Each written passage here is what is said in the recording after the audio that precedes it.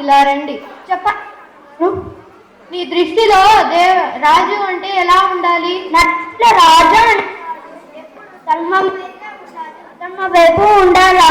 ఎంత బాగా చెప్పావు ప్రహ్లాద. నీ దృష్టిలో దేవుడు అంటే ఎవరు? నా దృష్టిలో దేవుడు అంటే విష్ణువునే నేను పూజిస్తాను. నేను మీ నాన్నను కాబట్టి ఈ ప్రపంచాన్ని ఏలుతున్నాను కాబట్టి నా నామస్మరణమే చెప్పాలి. క్షమించండి నాన్నగారు, నేను విష్ణువుని మాత్రమే పూజిస్తాను. నువ్వు విష్ణువునే స్మరిస్తే నాకు కోపం వస్తుంది కాబట్టి నేను కఠినమైన శిక్ష విధిస్తున్నాను. భటులారా, ఈ ప్రహ్లాదుని సముద్రంలో తోసివేయండి. ఓం నమో భగవతే వాసుదేవాయ.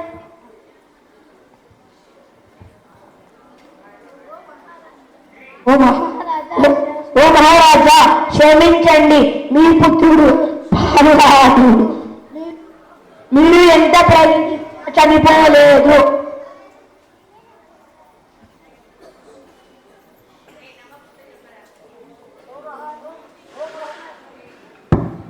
మహారాజా,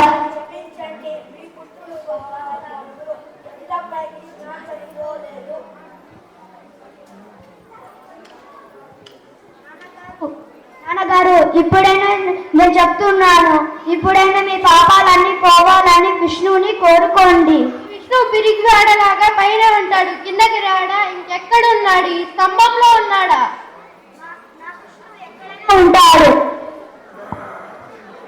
ఇప్పటికైనా క్షమించమని కోరుకో, లేదంటే ఈ రోజే నీ అంతం పద్యం.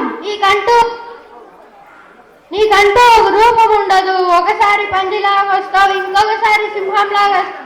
నీకంటూ ఒక రూపం ఉండదా? నేను ఎలాగైనా వస్తాను, నన్ను పోరాడి చూపించు.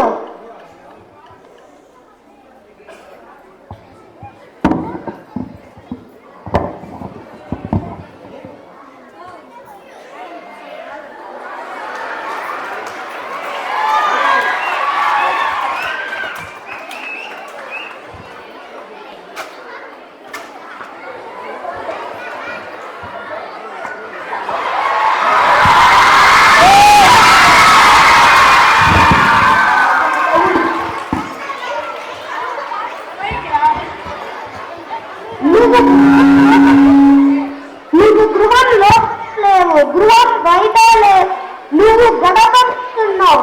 ఇది పగలు కాదు, రాత్రి కాదు, సాయంత్రం.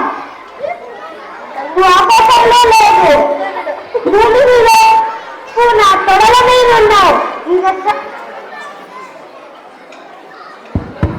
చట్టం సంగతి చూస్తే నా గోడ బాగా చూడు.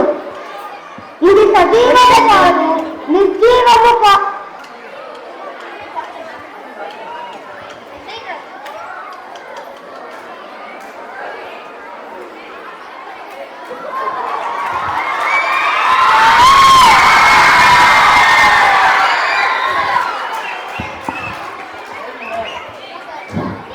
Wow, what a